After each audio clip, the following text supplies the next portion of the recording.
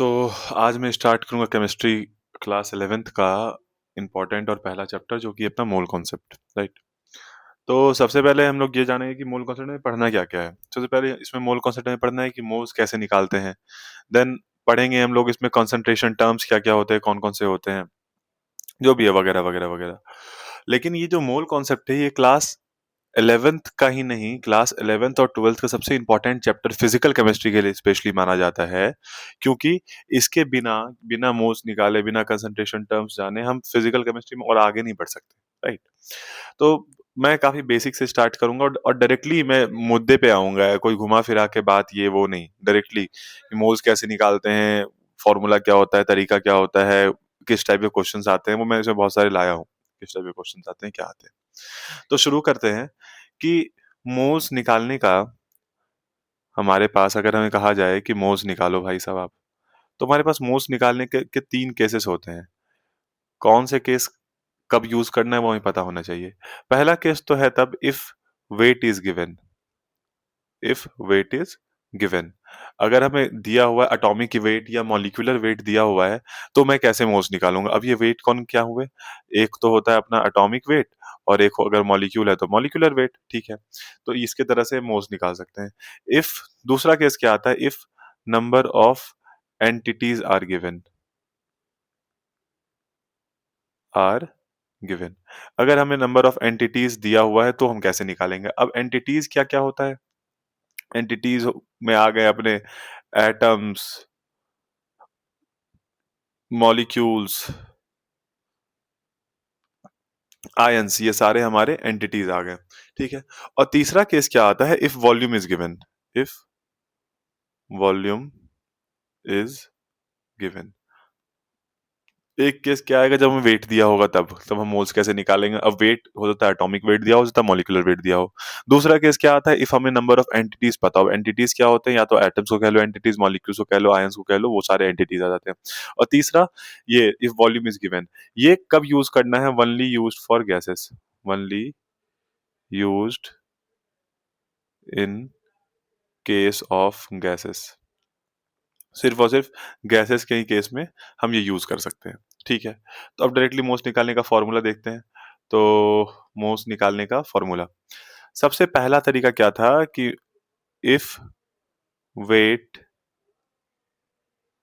Is given, तो N का formula क्या होगा, एन जो कि यहाँ हमारा नंबर ऑफ मोल्स है, एन जो कि अपना नंबर ऑफ मोल्स है, given weight upon molecular wait या फिर एटॉमिक वेट, दोनों जैसा सिचुएशन रहेगा, जैसा कंडीशन। अगर एटम दिया हो तो एटॉमिक वेट निकालें, ये करेंगे, और अगर मॉलिक्यूल दिया होगा तो हम उसको मॉलिक्यूलर वेट से डिवाइड करेंगे। और हमारा यहाँ पे एन क्या है, एन है हमारा नंबर ऑफ मोल्स। पहला फॉर्मूला आ गया कि अगर जब नंबर ऑफ मोल्स निकालना हो, अगर हमें वेट दिया हो तो कैसे निकालेंगे हम, given weight upon atomic weight या फिर मॉलिक्यूलर वेट, ठीक है। दूसरा केस क्या आता है, if if number of entities are given, is given. अगर नंबर ऑफ एंटिटीज दिया होगा तो मैं मोल्स कैसे निकालूंगा। और एंटिटीज अपना क्या क्या होता है, एंटिटीज हमारा हुआ एटम्स, मॉलिक्यूल्स, आयन, वो सारे के सारे एंटिटीज में आ गए। एटम्स हो गए, अपने मॉलिक्यूल्स हो गए, हमारे पास आयंस हो गए, ये सारे के सारे क्या हो गए, नंबर ऑफ एंटिटीज। तो यहाँ पे नंबर ऑफ मोल्स कैसे निकलता है, number of moles N is equal to N, जो कि नंबर ऑफ एंटिटीज है, upon N A, where N A is my Avogadro number. अब एन ए की वैल्यू क्या होती है और एवोगैड्रो नंबर क्या होता है, एन ए जो किसको कि हम लोग एवोगैड्रो नंबर बोलते हैं, इसकी वैल्यू होती है 6.022 into 10⁻23 mole inverse. N is equal to 6.022 into 10⁻23 mole inverse, ये एन की वैल्यू होती है, ठीक है। तो हमें नंबर ऑफ एंटिटीज जब जब दिया रहेगा और हमें अगर नंबर ऑफ मोल्स निकालना होगा तो मैं सीधा उसको डायरेक्टली एन से डिवाइड कर दूंगा, राइट। तीसरा केस क्या आता है, तीसरा आता है if volume is given, if volume is given, तो हम नंबर ऑफ मोल्स कैसे निकालते हैं। यहाँ पे दो केस बनता है, at STP standard temperature pressure, और दूसरा आता है एट एनटीपी यानी कि नॉर्मल टेम्परेचर प्रेशर। ठीक है। एसटीपी अगर दिया हो, नंबर ऑफ मोल्स निकालना हो, तो volume in litre upon 22.4। STP में 22.4 लेंगे। ठीक है, एसटीपी में हम 22.4 लेंगे। और अगर हमारा एनटीपी है तो number of moles is equal to volume in litre upon 22.7। ठीक है, ये हमारे पास मोल्स निकालने के सारे फॉर्मूले हो गए कि एनटीपी में कैसे निकालेंगे हम, एसटीपी में कैसे निकालेंगे हम, ये सारा हमें पता चल गया। ठीक है, एनटीपी में 22.7 से डिवाइड करना है, एसटीपी में 22.4 से डिवाइड करना है। Only use for gases, only for gases, सिर्फ और सिर्फ गैसेस के लिए ये यूज होता है, बाकी लिक्विड के लिए ये यूज नहीं करते हैं। वॉल्यूम देखिए कुछ लोग इसको जनरली लिक्विड के लिए यूज कर देते हैं, पर एक्चुअली ऐसा नहीं होता। हम इसको गैसेस के लिए यूज करते हैं। सबसे पहले मोल कॉन्सेप्ट में क्या पढ़ा हमने कि मोल्स क्या होता है, उसमें अगर वेट दिया हो तो कैसे निकालना है, नंबर ऑफ एंटिटीज दिया हो, एंटिटीज किसको कहते हैं, एटम्स, मॉलिक्यूल्स या आयंस इज कॉल्ड एंटिटीज। और अगर वॉल्यूम दिया हो तो कैसे निकालेंगे। अगर वेट दिया हो तो given weight upon molecular wait या एटॉमिक वेट, अगर मॉलिक्यूल रहा तो मॉलिक्यूलर वेट, अगर एटम रहा तो एटॉमिक वेट। फिर if number of entities is given, entities में क्या आ गए अपने, एटम्स आ गए, मॉलिक्यूल्स आ गए, आयंस आ गए, तो number of moles is equal to N upon N, where N is my Avogadro number. ठीक है, और अगर वॉल्यूम दिया हो, वॉल्यूम वॉल्यूम वाला केस कब यूज करेंगे, only for gases, only use for gases. यहाँ पे दो केस होता है, एक होता है एसटीपी का केस और एक होता है एनटीपी का केस। एसटीपी में क्या होता है, नंबर ऑफ मोल्स निकालूंगा तो number of moles is equal to volume in litre, जो वॉल्यूम मेरा क्वेश्चन में दिया हुआ होगा, अपॉन 22.4। और अगर एनटीपी दिया है तो वॉल्यूम इन लीटर अपॉन 22.7। अच्छा, एक और बात याद रखना हमेशा कि अगर क्वेश्चन ने मेंशन नहीं किया है कि आपको एसटीपी यूज करना है या फिर एनटीपी यूज करना है, तो हम लोग जनरली क्या करते हैं, जिससे कैंसिल आउट होता है डायरेक्टली। फॉर एग्जांपल, अगर हमारा वॉल्यूम क्वेश्चन में 44.8 दिया होगा, तो मैं डायरेक्टली एसटीपी वाला फॉर्मूला लगाऊंगा, यानी कि number of moles is equal to volume in litre 44.8 upon 22.4। Directly मैं ये यूज करूंगा। ठीक है, तो इस बात को याद रखिए, ये सब छोटे मोटे ट्रिक्स होते हैं जो एग्जाम में काफी काम आते हैं। ठीक है, find moles of 4 gram of CH4। अब कुछ क्वेश्चन देखेंगे हम लोग फटाफट, काफी सारे क्वेश्चन लाए हूं मैं, वैसे ऐसे कम नहीं है क्वेश्चन, बहुत सारे क्वेश्चन है। Find moles of 4 gram of CH4। तो नंबर यहाँ पे वेट दिया हुआ, number of moles is equal to given weight upon molecular weight. ठीक है, 4/16, राइट। CH4 कार्बन का वेट हुआ 12, हाइड्रोजन का वेट हुआ 1, और हाइड्रोजन एक है तो इंटू 4, तो 12 plus 4 that is equal to 16। तो 4/16 that is equal to 1/4 that is 0.25 mole. Clear है। दूसरा, find moles of 3.01 into 10^22 molecules of urea. यहाँ पे हम फॉर्मूला यूज करेंगे N/Na वाला, नंबर ऑफ एंटिटीज यहाँ दिया हुआ है, तो 3.01 इंटू 10^22 अपॉन 6.02 इंटू 10^23। ये 2 टाइम्स में कैंसिल आउट होगा, तो आया 1/20, इतने मोल्स। ठीक है, बस ऐसे ही सिंपल सिंपल क्वेश्चंस आते हैं। कुछ आगे चल के थोड़े अच्छे क्वेश्चंस भी आएंगे, वो हम देखते चलेंगे। ठीक है, एक बहुत ही कॉमन सा पैटर्न आता है एग्जाम में, ये वो पैटर्न ये वाला है, to calculate number of molecules या फिर एटम्स। अगर हमें नंबर ऑफ मॉलिक्यूल्स निकालना है, अगर हमें नंबर ऑफ मॉलिक्यूल्स निकालना है, नंबर ऑफ मॉलिक्यूल्स अगर हमें निकालना है, तो वो कैसे हम निकालेंगे। सीधा सा तरीका होता है, इसमें एक्स्ट्रा दिमाग कुछ नहीं निकालना है, लगाना है। नंबर ऑफ मोल्स, जो हम नंबर ऑफ मोल जैसे प्रॉपर तरीके से निकालते हैं वैसे ही, into Na, where Na is my Avogadro number. ये आ गया अपना नंबर ऑफ मॉलिक्यूल्स का फॉर्मूला। ठीक है, नंबर ऑफ मोल्स, अगर वॉल्यूम दिया होगा तो तुम वॉल्यूम वाला फॉर्मूला लगा दोगे, एंटिटीज दिया होगा तो तुम एंटिटीज वाला फॉर्मूला लगा दोगे, जो दिया होगा उस वो फॉर्मूला लगाना है। और नंबर ऑफ मोल्स निकालने के लिए क्या करेंगे हम, नंबर ऑफ मॉलिक्यूल्स निकालने के लिए क्या करूंगा मैं, directly number of moles into Na, जहां पे Na मेरा एवोगैड्रो नंबर होगा, उससे मैं मल्टीप्लाई कर दूंगा। ठीक है, एक दूसरा केस आता है कि नंबर ऑफ एटम्स कैसे कैलकुलेट करते हैं। नंबर ऑफ एटम्स कैसे कैलकुलेट किया जाता है, तो number of moles into Na, यहां तक क्या आ गया, नंबर ऑफ मॉलिक्यूल्स यहां तक हमें हमारा निकल गया, इनटू एटॉमिसिटी। एटॉमिसिटी क्या होता है, बताता हूं अभी एटॉमिसिटी क्या होता है। जितने नंबर ऑफ एटम्स प्रेजेंट होते हैं किसी मॉलिक्यूल में, उसी को एटॉमिसिटी बोलते हैं। बहुत ही सिंपल सा, बहुत छोटा सा कॉन्सेप्ट है।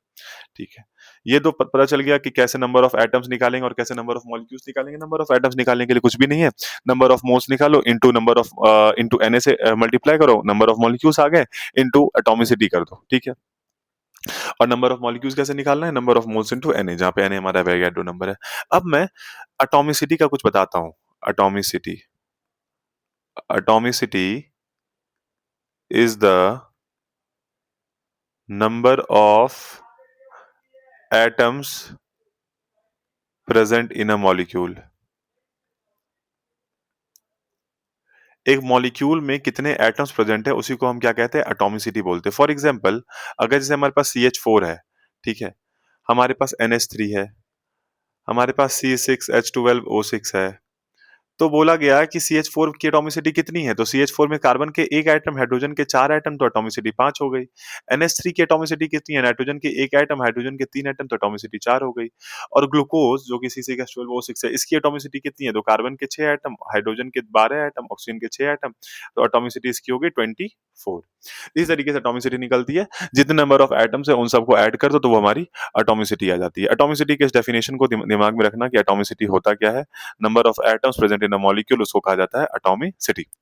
ठीक है. अब इस पे बेस्ड कुछ क्वेश्चंस है. परसेंटेज कंपोजिशन बाद में करेंगे, पहले क्वेश्चन करेंगे.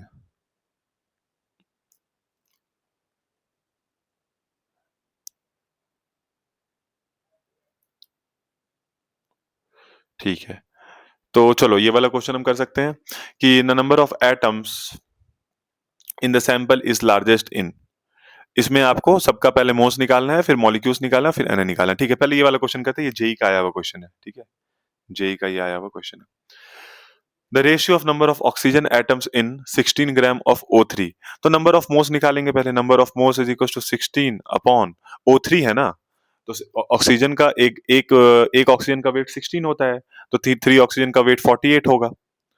तो 1/3 मोल्स, 1/3 मोल्स आया ये हमारा. ठीक है. उसके बाद इसका नंबर ऑफ मोल्स जब हम निकालेंगे तो 28 ग्राम ऑफ CO है. और इस कार्बन में कितने, कार्बन का वेट होता है 12 और ऑक्सीजन का वेट होता है 16, जो कि हो गया 28, यानी कि इसका आंसर आ गया अपना 1 मोल. ठीक है.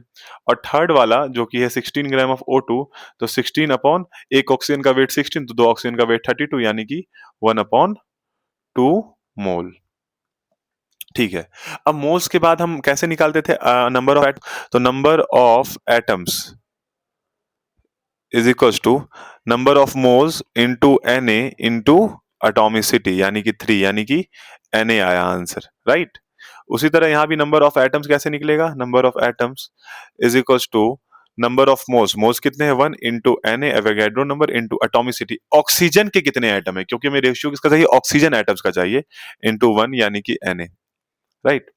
यहाँ पे नंबर ऑफ एटम्स कितने होंगे, number of atoms is equals to number of moles into Na into atomicity. एक इसमें कितने ऑक्सीजन के एटम है, 2, तो इंटू 2 यानी कि Na.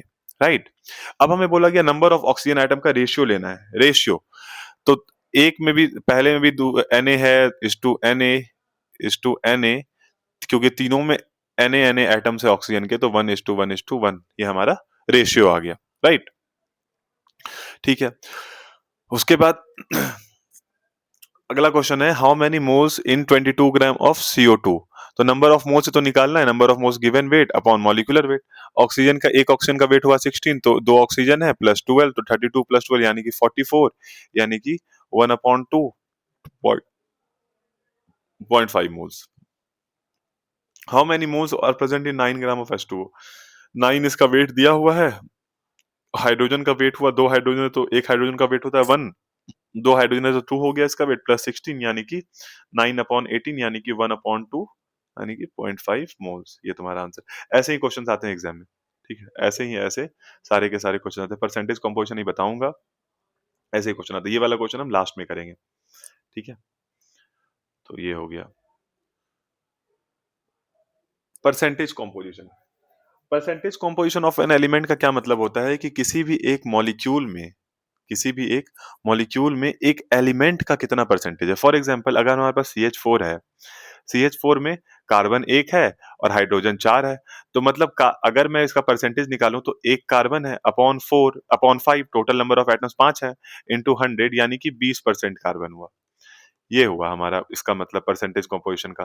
परसेंटेज कॉम्पोजिशन का एक फॉर्मूला होता है सीधा सा, कि atomic weight of element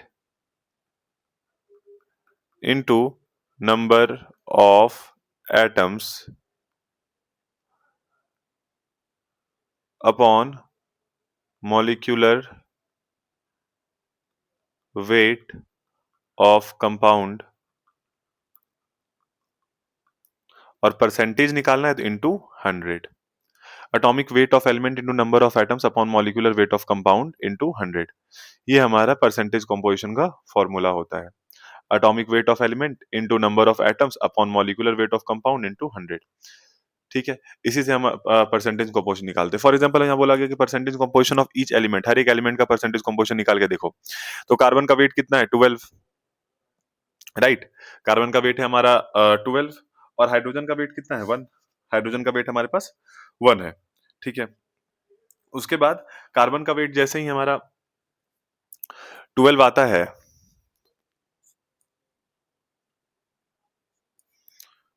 12 into 1 upon molecular weight of compound 16 into 100,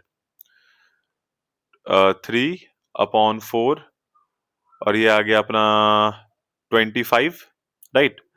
तो 75% कार्बन हो गया। कहीं मैंने कुछ गलती तो नहीं की?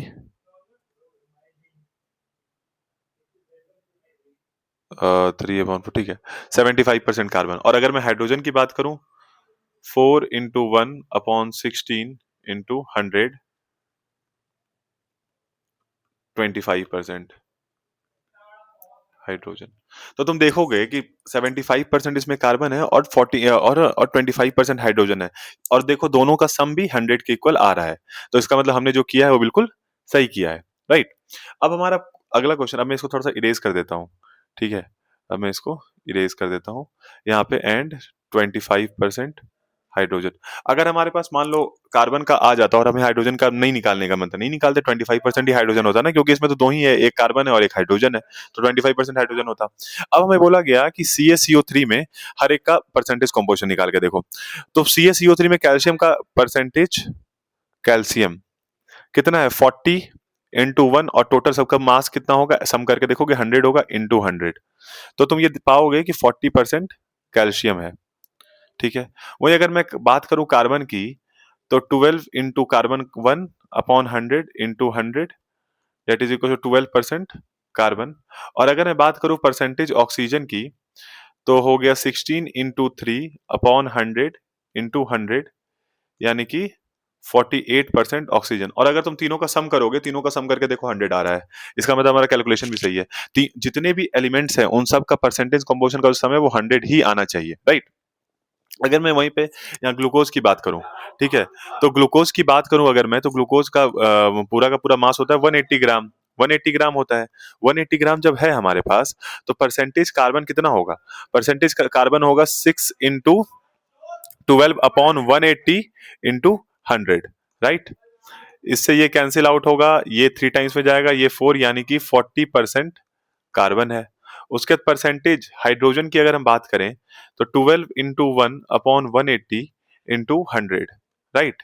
इससे ये कैंसिल आउट हुआ, 2/3, यानी कि 20/3% हाइड्रोजन है। और अगर मैं बात करूं परसेंटेज ऑक्सीजन की, तो 16 इंटू 6 अपॉन 180 इंटू 100, तो ये जीरो कैंसिल आउट होगा, ये 3 टाइम्स, ये 160/3, इतना परसेंटेज ऑक्सीजन का आया। अब तुम एक काम करो, तीनों को सम करके देखो, तीनों को जो तुम सम करके देखोगे, percentage carbon plus percentage hydrogen plus percentage oxygen, तो वो 100 के इक्वल होगा।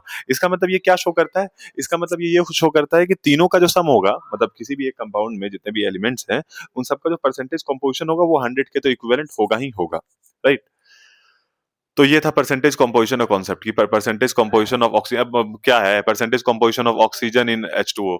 तो परसेंटेज कंपोजिशन, परसेंटेज ऑक्सीजन का क्या होगा? देखो सीधी सी बात है, ऑक्सीजन का वेट कितना होता है? 16, ठीक है।